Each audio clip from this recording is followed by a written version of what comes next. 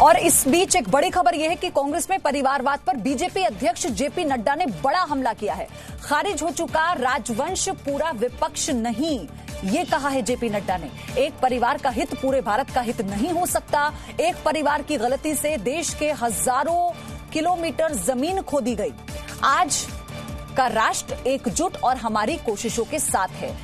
BJP अध्यक्ष, राष्ट्रीय अध्यक्ष जेपी नड्डा ने यह बड़ा हमला किया है क्योंकि लगातार कांग्रेस खुद सोनिया गांधी, राहुल गांधी ट्विटर के जरिए और वीडियो मैसेज के जरिए सरकार पर लगातार हमलावर सवाल उठाते हुए, जिसको लेकर अब कांग्रेस में परिवारवाद पर जेपी नड्डा ने यह बड़ा हमला किया। विशाल पांडे मेरे सहयोगी हमारे साथ जुड़ चुके हैं। विशाल, और अभी क्या डिटेल है इस बारे में, क्या जानकारी?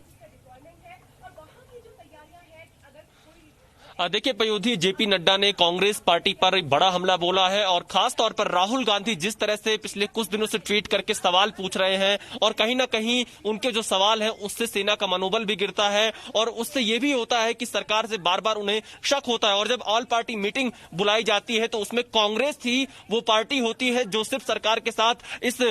संकट के दौर में नहीं खड़ी होती है। बाकी सभी दल, लेफ्ट को भी छोड़कर बाकी सभी दल सरकार के साथ खड़े रहते हैं। और आज जेपी नड्डा ने जो ट्वीट किया है, अगर मैं उस ट्वीट का एक सबसे महत्वपूर्ण अंश आपको बताना चाहूं जिससे कांग्रेस को एक्सपोज किया जा रहा है जेपी नड्डा की तरफ से, वो है 22 नवंबर 2012 का राज्यसभा में एक क्वेश्चन पूछा गया था जिसके जवाब में तत्कालीन मनमोहन सिंह की सरकार की तरफ से जवाब आया था। उस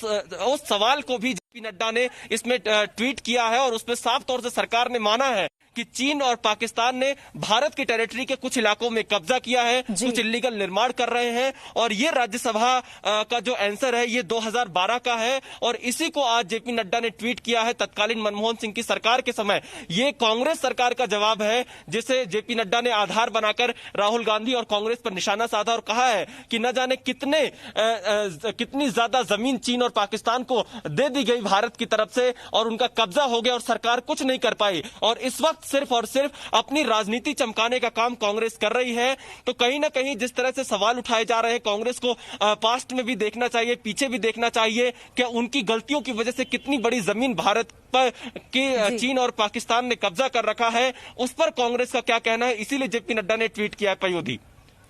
और अगर विशाल इसको हम ऐसे देखें, ऐसा समय जब सबसे संवेदनशील मुद्दे पर इस वक्त देश चर्चा कर रहा है, एकजुट होने की अपील सरकार की तरफ से भी की जाती है और जो तमाम विपक्षी पार्टियां थी वो सरकार के साथ खड़ी हुई नजर आ रही हैं, लेकिन कांग्रेस सिर्फ अलग स्टैंड, जिससे समझ में आता है कि वो किसी तरह की खींच निकाल रही है। देखिए बिल्कुल कांग्रेस को इस वक्त सरकार के साथ खड़ा होना चाहिए और अगर कांग्रेस को लगता है कि किसी पार्ट पर सरकार के स्तर पर कमी है तो सरकार के साथ बातचीत करके कांग्रेस को सुझाव देना चाहिए, ना कि ऐसे ट्वीट करने चाहिए, ना कि ऐसे सवाल उठाने चाहिए जिससे चीन जैसे देशों को फायदा हो जाए। और भी राजनीतिक दल हैं जो लगातार इस वक्त सरकार को सुझाव दे रहे हैं, उनको ये कह रहे हैं कि उनके साथ खड़े, लेकिन कांग्रेस की तरफ से अभी तक इस तरह की कोई चीज सामने नहीं आ रही है कि वो सरकार के साथ या प्रधानमंत्री के साथ इस संकट के दौर में खड़े हों और ये बताएं कि चीन से किस तरह से निपटना है। लेकिन यहां पर जिस तरह से सवाल कांग्रेस की तरफ से खड़े किए जा रहे हैं वो अपने आप में यह दिखाता है कि उनकी प्राथमिकता क्या है। ये वक्त राजनीति का नहीं है, ये वक्त देश के लिए सरकार के साथ खड़े होने का है, सेना के साथ खड़े होने का है ताकि इस संकट से निकला जा सके। और हमारी सेना बहुत मजबूत है, सेना पर विश्वास करना होगा, सेना पर यकीन करना होगा। हमारे जमीन की रक्षा के लिए सेना इतने हाई एल्टीट्यूड पर लगातार मौजूद है, चाहे वो पैंगोंग का इलाका हो या गलवान घाटी का। गलवान में हमने अपनी ताकत दिखाई और पैंगोंग में भी हम पीछे हटने को बिल्कुल भी तैयार नहीं है। चीन को सीधा संदेश दिया है कि आपको जो पुरानी स्थिति थी उसी पर वापस जाना होगा। चीन उस पर सहमत होता हुआ भी दिखाई दे रहा है। तो आप देखिए कि जिस तरह से कूटनीतिक बातचीत हो, सैन्य स्तर पर बातचीत हो या फिर हमारी तैयारी हो, हर लेवल पर सरकार और सेना की तरफ से इस वक्त तैयारी पूरी की गई है कि चीन को कैसे सबक सिखाना है। तो इसलिए कांग्रेस को इस वक्त सरकार को सुझाव देना चाहिए, सरकार का समर्थन करना चाहिए, सेना का समर्थन करना चाहिए। और अगर ये लगता है कि सरकार के स्तर पर कहीं कमी है तो उन्हें सुझाव देना चाहिए, ना कि इस तरह से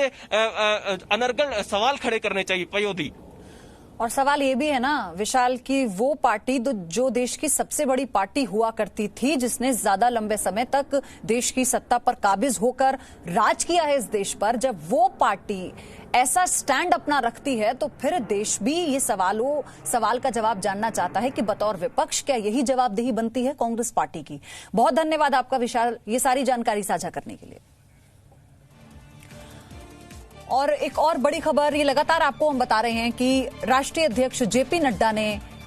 बड़ा हमला कांग्रेस पर बोला, परिवारवाद को लेकर एक बार फिर से सवाल उठाए, फिर से कांग्रेस को घेरा, क्योंकि आपको ये बता दें कि चीन के मसले पर लगातार कांग्रेस सरकार पर सवाल उठा रही है। राहुल गांधी ट्विटर खेलते हैं, सोनिया गांधी बैठकों में सरकार से सवाल पूछती हैं, कभी वो उस इलाके की जानकारी चाहते हैं राहुल गांधी जहां पर ये पूरी झड़प हुई है, कभी वो ये डेटा चाहते हैं कि आखिर कितने सैनिक थे जो वहां पर गए थे, उस एरिया में गए थे जहां पर गलवान में ये चाइना के सैनिकों के साथ झड़प हुई है। तो इस तरह की जानकारी के बावजूद जब प्रधानमंत्री सर्वदलीय बैठक करते हैं तो वो उसमें हर एक डिटेल हर एक दल के साथ साझा करते हैं, जिसके बाद जो और तमाम विपक्षी पार्टियां हैं कांग्रेस को छोड़कर और लेफ्ट को छोड़कर, वो ये कहती हैं कि सरकार सही दिशा में काम कर रही है, प्रधानमंत्री सही दिशा में काम कर रहे हैं और देश को इस वक्त एकजुट होकर चीन से मुकाबला करने की जरूरत है और हम सरकार के साथ हैं। तो आप ये समझिए कि कांग्रेस में परिवारवाद पर जेपी नड्डा जब ये बड़ा हमला करते हैं, जब वो ये कहते हैं कि ये एक ही परिवार की जायदाद नहीं है देश, एक ही परिवार का हित पूरे देश का हित नहीं हो सकता, तो इसके मायने बहुत खास होते हैं। रविंद्र मेरे सहयोगी को आप देखेंगे हमारे साथ जुड़ चुके हैं। रविंद्र,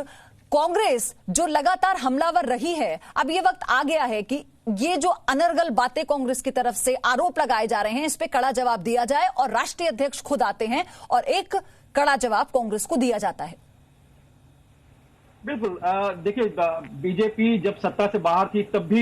इसी तरह का बात कहती थी कि रॉयल डायनेस्टी है, एक राजकुमार है या एक राजघराना है और वो राजघराना अपनी तरह से देश को हाँकना चाहता है। और यही आपने देखा होगा कि राफेल डील के समय भी राहुल गांधी पूरे देश में घूम घूम कर क्या कर रहे थे और उसका नतीजा क्या हुआ, पूरे देश में मोदी सरकार फिर से दोबारा वापस आई। लेकिन चीन के मसले पर अगर कहा जाए, चलिए राफेल एक डील है, उसमें करप्शन का आरोप लग सकता है जिसकी जांच हो सकती है, लेकिन चीन के साथ जहां हमारे 20 सैनिक शहीद हुए हैं, उसके बावजूद राहुल गांधी, सोनिया गांधी, सीडब्ल्यूसी, कांग्रेस के जितने भी नेता हैं, और यही कहा गया कि कटसी उनके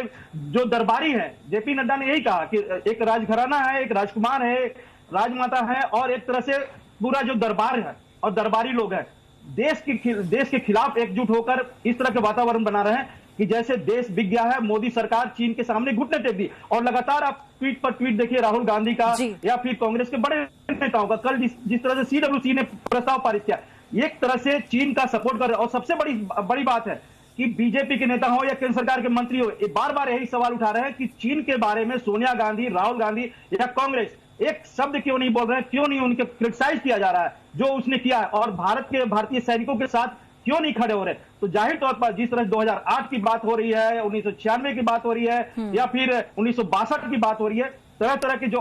कांग्रेस और कांग्रेस के नेताओं के ऊपर जो आरोप लग रहे हैं, जो सही दिख रहे हैं, जो सबके सामने आईने की तरह साफ है, उसका जवाब देने के बजाय मोदी सरकार को एक तरह से आरोप लगा रहा है कि चीन के सामने घुटने टेक दिए हैं और ट्वीट पर ट्वीट किया जा रहा है राहुल, सोनिया और सीडब्ल्यूसी द्वारा। बहुत बहुत धन्यवाद आपका हमारे साथ जुड़ने के लिए रविंद्र। आगे आपसे और हम जानकारी लेते रहेंगे, क्योंकि एक तरफ कांग्रेस लगातार सवाल उठाती है चीन मसले को लेकर, लेकिन वहीं पूरा देश और बाकी विपक्षी पार्टियां सरकार के साथ हैं, क्योंकि सब ये जानते हैं कि बात यहां पर कांग्रेस बीजेपी या पक्ष विपक्ष की नहीं है, बात देश की है, बात देश की एकजुटता की है। लेकिन शायद राहुल गांधी और सोनिया गांधी को ये बात समझ नहीं आ रही। Presenting B news app available on Google Play and App Store. Download it now.